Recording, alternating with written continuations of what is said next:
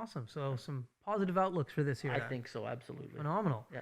All right, so now we're going to put you a bit on the hot seat. You betcha. Go for it. It's called the Mac City Minute. Yep. Tanner's done some research. He's going to Good. ask you 5 quick questions. Just rattle them off the top of your head. Yep, you bet. So, Tanner, let's hit him with the Mac City Minute, please. Alrighty, so some of these questions may or may not be brought to you by the Rozak clan, some people that Colin knows very well. So our first question for you today is, what is your favorite restaurant in town that no longer exists? Ooh, Harpos Pizza. I think that would be one if we went way back. Harpos Pizza would be one of those spots that I think we all would miss at this point.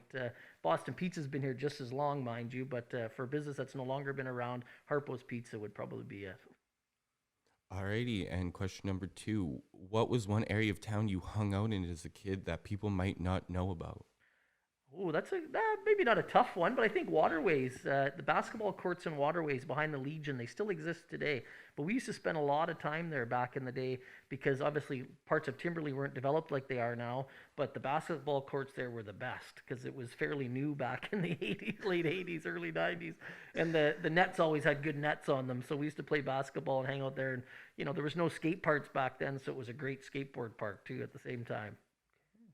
Alrighty, question number 3, what is the most significant change in Fort McMurray from when you were a kid to now?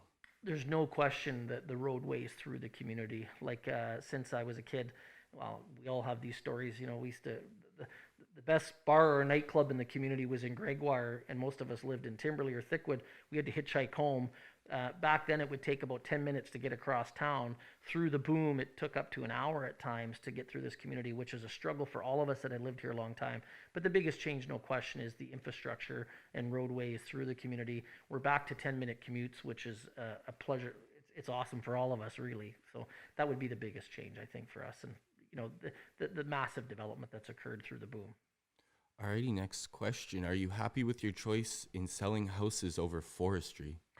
Great question. So many of you may or may not know, I used to be a forest officer before I turned to real estate, and I have so many wonderful relationships back in the day. You know, local guys that are still here, like Bob Dunn. I think he's at CNRL now, and forestry is a passion of mine. I love the north. I love the outdoor activities that we have here are awesome. But I think my choice to enter real estate was a good one. I'm definitely excited about real estate. I love houses. I love Fort Mac, but I also love helping people. I think that's, you know, not that Forestry, you didn't get to do that, but I'm in control of my own destiny as my own owner, employer, and helping people is something I really get a big rise out of, especially when situations aren't always ideal, but helping people, guide them through a process that can give them the best possible outcome and watch their life change as a result of it is super exciting for me. Alrighty, good answer. And our last question for you is, what was it like in C class during forestry school at Nate? Oh, there we go. So that's definitely a Rozak question. I think that because you may or may not know, he went to forestry school with me. He's another local Fort McMurray guy. It's a tough one to answer because there was some mornings I don't even know if I made class at times, if I'm being perfectly honest. But no, it's back then those were fun times, and you know, we spent our first year in Edmonton, second year in Hinton, and Nate was a great experience. And you know, for those kids that are in high school or trying to figure out what to do with life, I think pick something to start with, and then you're going to have 5 different careers possibly in your life. I think going to school is always a wonderful experience. Stay where you're to till it comes where you're at. Or tune in again to the Mac City Morning Show. It's so ballistic!